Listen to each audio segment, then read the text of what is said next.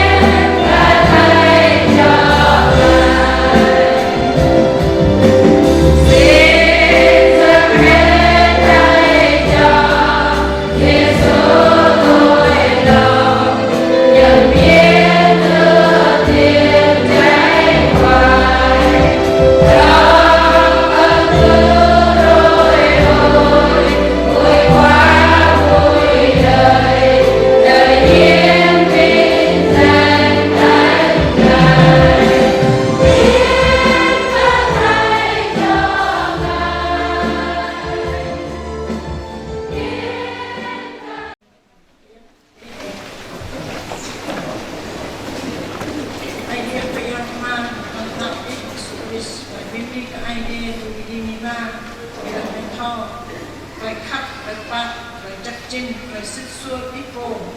và một phần hai ở trong mẹ về ít viên quốc về rắc vắt mẹ không ít dan rắc vắt không có sang ít mẹ lại chắc cái ai đi việc về ít cho nó rắc mẹ thì chỉ anak ít mẹ đi chính xa làm Chris để cho mẹ chỉ cũng sang công chắc trong đi khúc an ít mẹ lại chắc cái ai đi lúc đi mi mang từ là ai đi nó sang ra yêu rồi nè thì các sang ai đi thế này thì kinh dân lai một là bình quốc thông công với nên phụ nữ trên làm dân lai mẹ áp ai đi mi mang ai đi áp và ta mẹ cần phải đông răng không công an về là ít cô áp có cái trại lan về là rồi nè mẹ đi bình quốc mẹ đi mi cái ít ghép cái mẹ thì chẳng là về là ít cô áp ghép cái chiêm rong mẹ thì gặp rồi không nâng ít bẹt nè chỉ chẳng mẹ sa ai sa lên mình chẳng nhớ cầu gọi ít thì các sang ai đi gọi nè tên nhà lại cầu có ai đi cô mặc tốt rồi làm doa làm gọi nè mẹ chẳng bị làm gọi ít chẳng bị phúc an làm ít cầu chào rất nên là các ai đi cầu có ai đi cô sang mặc tốt nó tốt lại ít mới ít lại từ các châu miền lại ai đi lót thêm còn lại cô cả mau chẳng có gì gọi mau sang có biết đi cái ai đi có quan lại có chỉ ai đi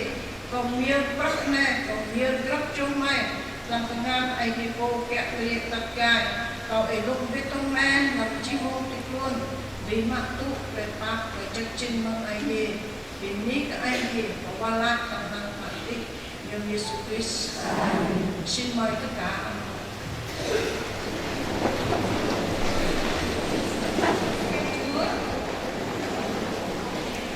lời Thánh Cha tôi thuộc về Giêsu, tôi khỏa người Thầy sẽ do ban hát phía Tây công viên Chúa ngày giờ này. Xin mời ban hát.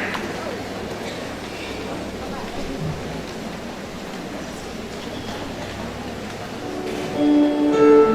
subscribe cho kênh Ghiền Mì Gõ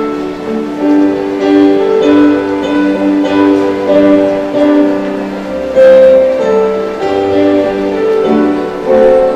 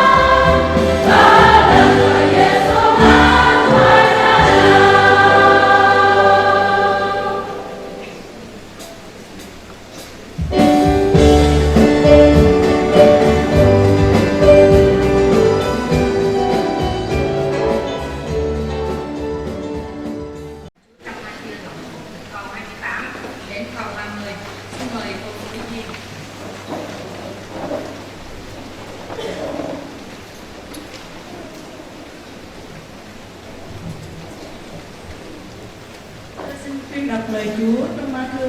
đoạn 1 từ câu 28 đến câu 30. Hỡi những kẻ mệt mỏi và gánh nặng, hãy đến cùng ta, ta sẽ cho các ngươi được yên nghỉ. Ta có lòng nhu mì khiêm nhường, nên hãy gánh lấy ách của ta và học theo ta, thì linh hồn các ngươi sẽ được yên nghỉ, vì ách ta dễ chịu và gánh ta nhẹ nhàng.